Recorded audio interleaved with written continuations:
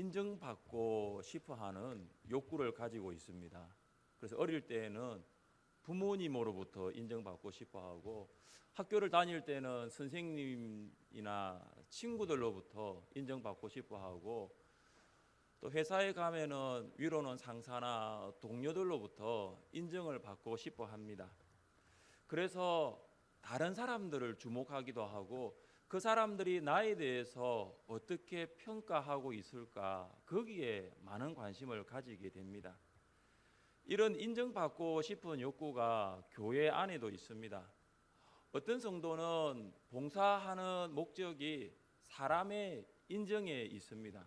그래서 인정을 받지 못하면, 누군가가 인정해 주지 못하면 그 봉사하는 것도 하다가 그만두어 버립니다. 그리고 믿음 생활하는 것도 하나님의 인정이 아니라 사람의 인정이 있습니다. 그래서 사람의 인정이 없으면 믿음에서도 떠나는 경우가 종종 있습니다. 하나님의 인정보다 사람의 인정을 받기 위하여 교회에 등록하고 신앙생활을 했기 때문입니다.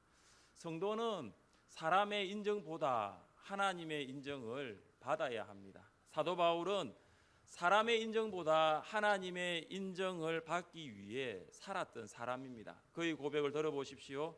이제 내가 사람들에게 좋게 하랴, 하나님께 좋게 하랴, 사람들에게 기쁨을 구하랴. 내가 지금까지 사람들의 기쁨을 구하였다면 그리스도의 종이 아니니라. 바울은 에베소 교회를 목회하고 있는 디모데에게도 사람의 인정보다는 하나님의 인정을 받을 것을 권면하고 있습니다. 우리는 어떻게 하면 하나님의 인정을 받는 성도가 될 수 있을까요? 하나님께 인정받는 성도는 어떤 성도일까요? 첫째, 하나님께 인정받는 성도는 본질을 붙드는 성도입니다. 본질을 붙드는 성도가 하나님께 인정을 받습니다. 우리 함께 14절을 읽어보겠습니다. 너는 그들로 이 일을 기억하게 하여 말다툼을 하지 말라고 하나님 앞에서 엄히 명하라. 이는 유익이 하나도 없고 도리어 듣는 자들을 망하게 함이라. 에베소 교회 안에는 말다툼을 하는 성도들이 있었습니다. 그들의 말다툼은 신하와 족보에서 시작되었습니다. 이 신하와 족보는 에베소 교회 안에 침투되어 가르쳤던 거짓 교사들의 가르침과 변론을 말합니다. 신하와 족보는 복음이 아닙니다. 신하와 족보는 다른 교훈입니다. 신하와 족보는 유익이 전혀 없습니다. 오히려 복음의 진리를 왜곡시키고 교회를 분열하게 만듭니다. 신하와 족보는 신앙생활의 본질적인 문제가 아닙니다. 신하와 족보는 전혀 본질적이지 않는 비본질적인 문제입니다. 에베소 교회 성도들은 성경을 가르치고 복음을 전하는 그 본질을 붙들지 않고 말다툼을 하고 논쟁과 언쟁을 하는 비본질을 붙들었습니다. 한 번은 대전에서 열린 한 포럼에 참석한 적이 있습니다. 총신대 신학대학원 박용규 교수님이 강의 중에 한국 교회의 세 가지 위기에 대해서 말씀을 하셨습니다. 그 중에 첫 번째 위기가 분열이라고 했습니다. 분열. 이 한국 교회의 분열의 원인을 조사해 보니까 진리의 문제, 본질의 문제, 신학의 문제가 아니라 비본질의 문제였다는 것입니다. 개인적인 주장이 받아들여지지 않을 때, 그 개인적인 주장이 받아들여지지 않을 때 그 주장에 동조하는 사람들이 나가가지고 교회를 만들고 교단을 만드는 거예요. 그러니까 진리의 문제가 아니었다는 거예요. 우리가 붙들어야 할 것은 비본질적인 신하와 족보가 아니라 신앙의 본질인 성경입니다. 자신의 개인적인 주장이라 할지라도 그 주장이 본질과 위배된다면, 진리와 위배된다면 내려놓아야 하는 거예요. 반대로 그 주장이 본질과 상응한다면 어떤 불이익이 있더라도 진리 편에 서야 합니다. 본질과 타협해서는 안 된다는 것이죠. 본질적인 문제가 아니라면은 말다툼을 하지 말라고 바울은 권고하고 있습니다. 16절 말씀 보십시오. 16절입니다. 망령되고 헛된 말을 버리라. 그들은 경건하지 아니하며 점점 나아가나니. 어떤 사안이 본질적인 영역이라면 성도는 신중하게 그 사안을 접근해야 합니다. 그러나 기독교 신앙과 삶의 본질이 아니라면은 망령되고 헛된 말은 해서는 안 된다는 것이죠. 망령되고 헛된 말은 하나님 나라에 아무런 도움이 되지 않습니다. 오히려 망령되고 헛된 말은 함께하는 동역자들에게 아픔과 상처를 안겨다 줄 뿐입니다. 신앙의 본질, 신앙생활의 본질을 붙드는 성도는 하나님의 인정을 받습니다. 신앙의 본질은 성경이고 신앙생활의 본질은 말씀대로 사는 것입니다. 성경을 떠난 신앙을 신앙이라 할 수 없고 말씀을 떠난 신앙생활을 신앙생활이라고 말할 수 없습니다. 1837년 6월 18세의 어린 나이에 영국 여왕이 된 소녀가 있었습니다. 그녀가 즉위식을 치르자마자 가장 먼저 한 일은 하나님께 기도한 것이었습니다. 여왕이 된 소녀는 하나님이 방대한 대영 제국을 인도해 주실 뿐만 아니라 어렵고 힘든 판단과 결정의 시기 때마다 연약한 자신을 도와주시고 용기와 지혜를 주시길 간절히 기도했다라고 합니다. 그녀가 바로 64년 동안 대영 제국을 놀라운 번영으로 이끈 빅토리아 여왕입니다. 이때부터 영국은 산업혁명을 통한 경제 도약과 눈부신 성장, 의회 민주제를 이루어지기 시작했습니다. 또한 영국뿐만 아니라 유럽 여러 국가의 도덕성과 예절을 강조하는 문화가 확산되기 시작했습니다. 어느 날 인도의 한 왕자가 빅토리아 여왕을 접견한 자리에서 이렇게 질문했습니다. 영국이 번영하고 있는 비결이 무엇입니까? 여왕의 그 능력과 탁월한 지혜는 도대체 어디서 나온 것입니까? 저는 이분 남북정상회담에 김 위원장이 문 대통령한테 한국이 번영한 이유가 무엇입니까? 좀 물어봤으면 좋겠고, 그걸 물어봤더라면 빅토리아 여왕처럼 이렇게 대통령이 대답했더라 얼마나 좋았을까요? 그때 빅토리아 여왕이 어떻게 대답했냐면 탁자 위에 있는 책을 집어들고 이렇게 말했습니다. 이것이 비결이지요. 이것이 비결이지요. 그것은 바로 성경이었어요. 빅토리아 여왕은 영국 여왕이기 전에 본질을 붙드는 성도였습니다. 말씀을 붙드는 사람이었습니다. 그녀는 인생에 있어서 가장 소중한 본질을 붙잡은 사람이었습니다. 여러분의 인생에 있어서 본질은 무엇입니까? 여러분 왜 사십니까? 무엇을 위해 일하십니까? 그것은 하나님의 말씀인 성경입니다. 성경이 없이는 하나님을 알 수가 없습니다. 성경이 없이는 믿음의 성장이나 성숙을 할 수 없고 하나님의 뜻과 계획도 알 수가 없습니다. 성경을 붙잡으십시오. 본질을 붙잡으십시오. 세상의 가치관과 문화를 따라 살지 않는 방법은 본질을 붙드는 데 있습니다. 하나님께서는 본질을 붙들고 신앙생활하는 성도들을 인정하십니다. 둘째, 하나님께 인정받는 성도는 말씀을 바르게 묵상하는 성도입니다. 우리 함께 15절 말씀을 같이 한번 읽어보겠습니다. 15절입니다. 너는 진리의 말씀을 옳게 분별하며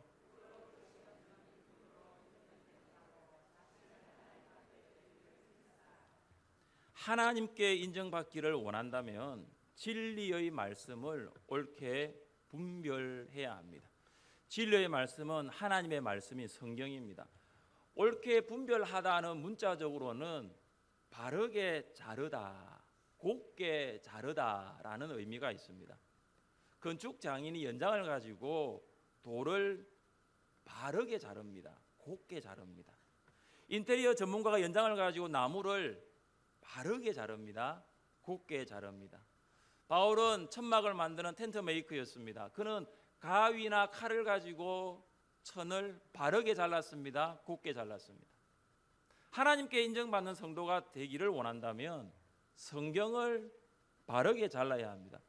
이 무슨 말씀입니까? 성경을 어떻게 바르게 자릅니까? 목사님 이렇게 이야기하실 수 있는데 여기서 성경을 바르게 자른다는 것은 하나님의 말씀을 바르게 묵상하는 사람입니다. 어떤 사람은 묵상하고 명상을 혼돈합니다. 그래서 학교 다닐 때 명상의 시간 그게 혹시 묵상이 아닌가 혼돈하는데 묵상과 명상은 비슷한 말도 아니고 전혀 다른 의미입니다. 명상은 우주 혹은 절대적 존재와 하나 되기 위하여 자신과 자신의 모든 의식을 비우는 것에 초점이 있습니다. 명상은 비우는 것에 초점이 있어요. 그런데 묵상은 비움이 아니라 채움입니다. 하나님께서는 우리의 마음이 비어있는 것을 원치 않으시고 하나님의 말씀으로 가득 채우기를 원하십니다. 하나님의 말씀을 가득 채우는 바른 묵상을 하려면 말씀을 관찰하고 해석하고 적용하는 것이 필요합니다. 관찰, 해석, 적용이라는 것을 통해서 우리가 말씀을 바르게 묵상할 수 있습니다. 관찰은 성경이 전달하는 사실, 팩트를 찾아내어 정리하는 거예요. 팩트 체크라는 말이 있잖아요. 그게 사실인지를 확인하는 거예요. 그러니까 관찰은 뭐냐면 성경이 전달하는 그 사실을 찾아내어서 정리하는 거예요. 다시 말해 관찰은 본문이 말하는 요지는 이런 것이다 라는 것을 정리하는 것입니다. 본문이 무엇을 말하고 있는가, 본문의 요지를 이해해야 그 다음 단계인 해석으로 넘어갈 수 있습니다. 그래서 관찰은 해석을 위한 필수 과정이라고 볼 수 있습니다. 관찰이 끝나면 해석으로 넘어갑니다. 해석은 관찰을 기초로 하여 성경이 전달하고 있는 의미, 미닝, 성경이 무엇을 전달하고 있는지 그 의미, 미닝을 찾아내는 것입니다. 그래서 해석은 이 말씀이 나에게 무엇을 의미하는가를 찾는 것이 아니라 성경의 1차 수신자에게 무엇을 의미했는가를 찾는 것입니다. 자, 15절 말씀 한번 보십시오. 15절 말씀을 한번 더 읽어보겠습니다. 너는 진리의 말씀을 옳게 분별하며 부끄러울 것이 없는 일꾼으로 인정된 자로 자신을 하나님 앞에 드리기를 힘쓰라. 여기에서 미닝을, 의미를 찾아내는 거예요. 진리의 말씀이 무엇을 의미하는가? 한번 질문을 던져볼 수 있죠. 뭐가 진리의 말씀일까? 옳게 분별한다는 것은 어떤 의미일까? 이런 질문을 던져보는 것입니다. 그러면 이런 질문을 통하여 그 의미를 찾을 수가 있어요. 진리의 말씀은 무엇이라고 했습니까? 성경이잖아요. 옳게 분별하는 것은 무슨 의미죠? 하나님의 말씀을 한 2분밖에 안 지났는데 벌써 잊어버리잖아요. 하나님의 말씀을 바르게 묵상하는 거예요. 곱게 자르다, 바르게 자르다. 하나님의 말씀을 바르게 묵상하는 거예요. 이것이 바로 해석이라는 거예요. 성경의 사실, 팩트를 찾아내는 관찰과 성경의 의미를 발견하는 해석을 마치면 적용으로 들어갑니다. 적용은 성경을 통해 깨닫게 된 교훈을 삶의 현장에서 실천하는 거예요. 성경의 사실을 찾아내는 관찰과 성경의 의미를 발견하는 해석은 묵상에 있어서는 아주 중요한 요소입니다. 그러나 관찰과 해석을 통해 깨닫게 된 말씀의 가르침과 교훈을 삶의 자리에서 실천하지 않으면 진정한 묵상이 될 수가 없습니다. 묵상은 말씀을 우리의 생각 안에만 머물게 하는 것이 아니라 삶의 현장에서 실천하는 데까지 나아가게 합니다. 여러분 교회 오래 다니셨죠? 성경 많이 읽으셨죠? 그래도 우리가 삶이 잘 변화되지 않는 이유는 관찰과 해석은 잘 했다 하더라도 세 번째 단계인 적용까지 나아가지 않았기 때문입니다. 성경의 지식을 머리 안에 많이 쌓여 있지만 내 삶 가운데 성경을 행동으로 옮기려고 하는 적용이 부족했다라는 것이죠. 우리가 하나님께 인정받는 성도가 되기를 원한다면 하나님의 말씀인 성경을 바르게 묵상하는 성도가 되어야 합니다. 에베소 교회 안에는 말씀 묵상을 제대로 하지 않은 두 사람이 있었습니다. 그 사람의 이름이 오늘 본문에 나옵니다. 후메네오와 빌레도. 불명예적인 이름이죠. 말씀을 바르게 묵상하지 않은 후메네오와 빌레도는 그들이 알고 있는 것을 가지고 가르쳤을 때 엄청난 공동체 안에 어려운 일들이 많이 발생했습니다. 그들이 말씀을 바르게 묵상하지 않으니까 결국 잘못된 것을 가르치고 주장할 수밖에 없었습니다. 그들은 부활이 이미 지나갔다라는 교리를 가르쳤습니다. 18절입니다. 진리에 관하여는 그들이 그렇되었도다. 부활이 이미 지나갔다 하므로 어떤 사람들의 믿음을 무너뜨리느니라. 부활이 이미 지나갔다는 말은 육체적인 부활을 부인하고 영적인 부활만 가르치는 것입니다. 후메네오와 빌레도는 부활이라는 교리를 단지 영적으로만 해석하여 부활을 영적으로만 적용한다라고 주장했습니다. 그들은 영의 부활은 인정하지만 육체의 부활은 인정하지 않았습니다. 후메네오와 빌레도가 주장하는 교리는 완전히 그릇되었어요. 그들이 가르치는 교리는 성경에 적중되지도 않았고 성경에서 완전히 빗나갔습니다. 여러분, 성경은 부활에 대해서 무엇을 말합니까? 우리 같이 한번 읽어보겠습니다. 같이 읽어보겠습니다. 보라, 내가 너희에게 비밀을 말하노니 우리가 다 잠잘 것이 아니요 마지막 나팔에 순식간에 홀연히 다 변화되리니 나팔 소리가 나매 죽은 자들이 썩지 아니할 것으로 다시 살아나고 우리도 변화되리라. 여러분, 이 말씀을 잘 보시면 에베소 교회 안에 있었던 후메네오와 빌레도가 주장하는 교리가 완전히 틀렸다는 것을 알 수가 있습니다. 예수님을 믿고 죽으면 천국에 가지만 예수님을 믿지 않고 죽으면 지옥에 갑니다. 성도가 죽으면 영혼은 즉시 천국으로 가지만 몸은 예수님의 재림 때까지 무덤에서 기다리게 됩니다. 그래서 죽은 영혼이 제사상에 차려진 음식을 먹으러 온다라고 이야기하는 불신자들의 말, 이건 정말 말이 되지 않는 거예요. 지옥에 있는 영혼은 올 수가 없어요.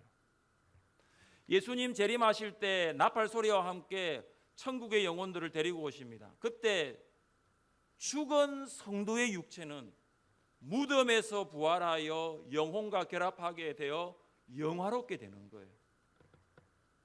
영혼의 부활이 아니라 완전한 몸의 부활을 성경 가르치고 있는 거예요.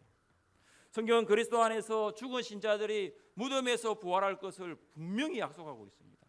이것이 확실한 육체의 부활이에요. 육체의 부활을 부인하는 것은 예수님의 부활을 부인하는 것이고 결국은 예수님을 부인하는 것입니다. 이제 그리스도께서 죽은 자 가운데서 다시 살아나사 잠자는 자들의 첫 열매가 되셨도다. 예수님의 부활은 영과 육의 완전한 부활의 첫 열매입니다. 그래서 우리도 예수님처럼 영과 육이 완전하게 부활될 것을 믿습니다. 이것이 성경에 가르치는 부활이에요. 그러나 후메네오와 빌레도는 육체는 부활하지 않는다는 거예요. 영만 부활한다는 거죠. 예수님께서 영만 부활했지 않지 않습니까? 생선도 드셨고 제자들과 대화도 나누셨고 나를 만져봐라 했습니다. 영은 만질 수가 없습니다. 완전한 부활은 영과 육체의 부활입니다. 그러나 후메네오와 빌레도는 하나님의 말씀을 바르게 묵상하지 않은 결과 그 결과는 치명적이었어요. 오늘 본문에 보시면 바울은 그 영향력을 악성 종양이 몸 전체에 퍼져 나감과 같다라고 표현했습니다. 최초의 암세포는 몸의 한 부분에서 발견되지만 수술과 치료와 같은 적절한 조치를 하지 아니하면 그 암세포는 몸 전체로 전이되어 버립니다. 암세포 덩어리가 몸 전체로 확산되는 것을 막는 유일한 방법은 그 부분을 절단하는 거예요. 적절한 시간 안에 절단하지 않으면 몸 전체에 치명적인 결과를 초래하게 되는 것이죠. 교회는 예수 그리스도의 몸입니다. 성도는 예수 그리스도의 몸의 지체들입니다. 성도 한 사람이 잘못된 교리를 묵상하게 되면 그 교리가 교회 전체로 퍼지게 됩니다. 후메네오와 빌레도의 잘못된 교류를 통하여 성도의 믿음이 무너지게 되는 것과 마찬가지입니다. 교회 안과 밖으로 믿음이 없거나 믿음에서 떠난 자들이 성도들에게 접근하여 잘못된 교리를 가르치고 있습니다. 우리의 믿음이 무너지지 않기 위해서는 말씀을 바르게 묵상해야 합니다. 하나님께서 말씀을 바르게 묵상하는 성도를 인정하십니다. 셋째, 하나님께 인정받는 성도는 헌신하는 성도입니다. 헌신하는 성도가 하나님의 인정을 받을 수 있습니다. 바울은 디모데에게 자신을 하나님 앞에 드리기를 힘쓰라고 명령했습니다. 자신을 하나님 앞에 드리는 것이 헌신입니다. 얼마 전 목회자를 둔 성도님이 저에게 이런 말을 했습니다. 목사님, 저는 하나님께 아들을 드렸습니다. 목사님, 저는 하나님께 아들을 드렸습니다. 목회자는 성도의 아들이기 이전에 하나님께 드려진 종이라는 것입니다. 목회자인 디모데도 이미 하나님 앞에 드려진 사람이었습니다. 하나님께 드려진 사람이 목회자와 선교사뿐일까요? 목회자와 선교사만 하나님께 드려진 것이 아니라 우리 모두가 하나님께 드려졌습니다. 예수님을 구주와 주님으로 믿고 구원받은 모든 성도는 이미 하나님께 드려진 헌신된 사람입니다. 성도는 내 것을 내 것이라고 하지 않습니다. 내 것의 주인은 내가 아니라 우리 구주 예수 그리스도이기 때문입니다. 헌신은 나의 주 대신 예수 그리스도께 맡긴 모든 것을 더 이상 내 것이라고 주장하지 않겠다라는 것입니다. 예수님을 구주와 주님으로 믿고 구원받은 성도는 아직도 내 것을 내 것으로 생각한다면 헌신한 성도가 아닙니다. 헌신은 크게 두 부분으로 풀어서 설명할 수 있습니다. 하나는 하나님과의 관계의 헌신이고 다른 하나는 하나님의 일에 대한 헌신입니다. 하나님과의 관계의 헌신은 하나님의 일에 대한 헌신의 기초가 됩니다. 하나님과의 관계가 친밀하지 않은 성도는 하나님과의 관계에 헌신되지 않은 성도는 하나님의 일에 대하여 헌신되었다고 말할 수가 없다는 것이죠. 우리가 교회에서 어떤 성도를 보면서 그 성도는 헌신된 성도라고 이야기할 때의 헌신은 어떻게 보면 하나님과의 관계의 헌신보다 하나님의 일에 대한 헌신일 때가 많습니다. 교회 일에 열심을 가지고 참여합니다. 하나님의 일에 헌신하는 성도의 모습이 귀하고 아름답습니다. 그러나 일에 헌신하는 자체를 가지고 우리는 그 성도가 하나님께 헌신되었다라고는 말을 할 수가 없습니다. 눈에 보이는 일에는 열심을 가지고 최선을 다하고 있지만 눈에 보이지 않는 하나님과의 관계는 언젠가부터 소홀하고 있기 때문입니다. 에베소 교회는 하나님의 일에 대해서는 헌신된 교회였어요. 그러나 하나님과의 관계에 있어서는 문제가 있었어요. 그들은 하나님으로부터 칭찬이 아니라 책망을 받았습니다. 예수님께서 에베소 교회를 향한 책망의 말씀이 이것입니다. 내가 내 행위와 수고와 내 인내를 알고 안다라는 거예요. 또 악한 자들 용납하지 아니한 것과 자칭 사도라 하되 아닌 자들을 시험하여 그의 거짓된 것을 내가 드러낸 것과 또 내가 참고 내 이름을 위하여 견디고 게으르지 아니한 것을 아노라. 주님이 모르는 것이 아니에요. 에베소 교회가 얼마나 하나님의 일에 헌신된 교회인지를 알았던 거예요. 교회 안에 이단이 들어와 성도들을 믿음에서 떠나게 하는 것들, 그것을 통해서 교회를 지키고 수고하고 인내하고 애쓴 헌신을 하나님은 아셨어요. 그런데 예수님은 칭찬한 것이 아니라 책망하셨어요. 에베소 교회를 향하여 잘하였도다라고 칭찬한 것이 아니라 책망하셨어요. 너를 책망할 것이 있나니 너의 처음 사랑을 버렸느니라. 에베소 교회 안에는 이단들로부터 교회를 보호하는 행위와 수고는 있었습니다. 그러나 예수님을 향한 사랑은 식어졌습니다. 하나님의 일에 대한 헌신은 있었지만 하나님과의 관계에 대한 헌신은 부족했던 것입니다. 하나님의 일에 대해서 수고하느라 하나님과의 관계에 대한 헌신은 소홀했던 것입니다. 사랑하는 성도 여러분, 하나님과의 관계에 대한 헌신이 하나님의 일에 대한 헌신보다 먼저입니다. 하나님께 헌신하는 사람은 말씀과 기도를 통하여 하나님의 음성을 듣고 뜨거운 마음으로 순종하며 살아갑니다. 말씀과 기도를 통해 하나님께 헌신하는 사람은 누가 말하지 않아도 헌신하는 거예요. 말씀과 기도를 통하여 하나님을 사랑하는데 어찌하여 하나님이 기뻐하시는 일에 헌신하지 않겠습니까? 하나님께 헌신한 성도는 교회의 일을 위해 헌신하게 되고 복음을 위하여 헌신할 수밖에 없는 거예요. 그래서 하나님께 헌신된 사람은 하나님의 일에 대해 관심을 가지고 헌신하게 되는 것이죠. 마리아는 말씀을 통하여 하나님의 관계에 대하여 헌신했던 사람이었습니다. 예고 없이 예수님께서 마르다의 집을 방문했습니다. 언니 마르다는 예수님과 제자들의 발 씻을 물을 준비하고 식사 준비를 하느라 마음이 분주했습니다. 마르다는 예수님에게 최고의 대접을 해드리고 싶다라는 마음이 있었습니다. 그러나 동생 마리아는 예수님의 발 아래에 앉아 말씀을 들었습니다. 언니 마르다는 식사 준비를 하는 것으로 헌신을 표현했습니다. 귀한 헌신이지요. 동생 마리아는 말씀을 듣는 것으로 예수님에 대한 헌신을 나타냈습니다. 마르다의 헌신은 일에 대한 헌신이었다면 마리아의 헌신은 관계에 대한 헌신이었어요. 예수님의 관계에 대한 헌신을 한 마리아는 예수님의 일에 대한 헌신으로 이어집니다. 6월절 엿새 전에 예수님께서 마르다, 마리아, 나사로가 있는 베다니에 도착하셨습니다. 예수님께서 식사를 하고 계실 때 마리아는 값비싼 향유를 가져다가 예수님의 발에 부었습니다. 이 향유의 가격은 노동자의 1년치 임금에 해당하는 300데나리온, 근로자의 1년 연봉입니다. 사람들은 마리아의 일을 두고 무의미하다, 이건 낭비다라고 말을 했습니다. 그러나 예수님께서는 마리아의 헌신을 두고 나의 장래를 위한 것이라고 말씀하셨습니다. 마리아는 예수님이 죄를 위해 죽으실 그리스도임을 알고 장래를 미리 준비한 것입니다. 다른 사람들은 마리아의 헌신을 비난하였지만 예수님은 그녀의 헌신을 인정하셨습니다.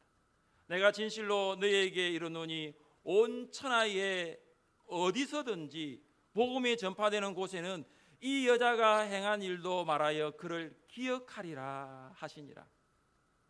마태복음, 마가복음, 요한복음에 마리아의 헌신이 다 기록되어 있습니다.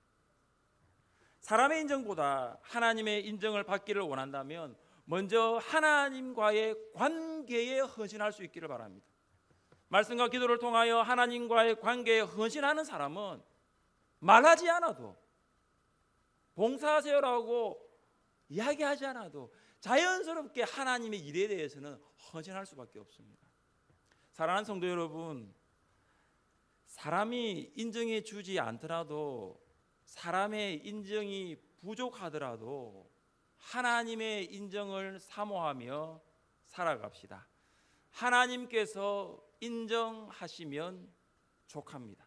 하나님께서 인정하시면 충분합니다. 제가 부교육자 때 섬겼던 교회인데 그 목사님은 성도들이 입고 오는 오늘 옷을 입고 오신 그 옷을 너무 칭찬하는 거예요. 그 칭찬을 들었던 한 집사님은 좋아했지만 그 옆에 있는 두 여집사님은 그 다음 주부터 어떤 옷을 교회에 입고 갈까? 그러면 목사님으로부터 어떤 칭찬을 들을까? 제가 그걸 보면서 이건 아니다. 그래 제가 여러분이 어떤 옷을 입고 왔는지 잘 이야기를 안 합니다. 혹시나 싶어서. 옆에 있는 사람이 나는 칭찬 안 받고 그래서 제가 이야기를 안 하는 거예요. 헤어스타일 바뀐 것도 제가 가급적 이야기 안 합니다. 막 액세서리 가방 바뀐 거 제가 보면 다 알거든요. 근데도 제가 그냥 저만 알고 있습니다. 개인적으로 있을 때는 제가 아이고 집사님, 권사님 오늘 참 이래야지만 모인 자리에서 이야기를 할 수가 없어요. 왜냐? 초점이 목사에게 맞추어지면 목사의 칭찬과 인정을 받기 위해서 신앙생활을 하지는 않아야 되잖아요. 하나님께서 인정하시면 족합니다. 하나님께서 인정하시면 충분합니다. 그러니까 하나님께서 인정하시는데 사람의 인정이 뭐 그렇게 중요합니까? 하나님께서 우리의 수고와 헌신을 아시는데 사람의 인정을 왜 그렇게 받기를 원하십니까? 제가 여러분 인정해 드리면 천국 갔을 때 여러분은 하나님으로부터 받을 인정이 없어요. 제가 여러분의 수고를 공개적으로 헌신을 한 것을 인정하고 칭찬하면 사실 하나님 앞에서 받을 상이 없다라는 거예요. 본질을 붙들으십시오. 말씀을 바르게 묵상하십시오. 하나님과의 관계에 헌신하십시오. 그래서 하나님께 인정받는 모든 성도 될 수 있기를 주님의 이름으로 축복합니다.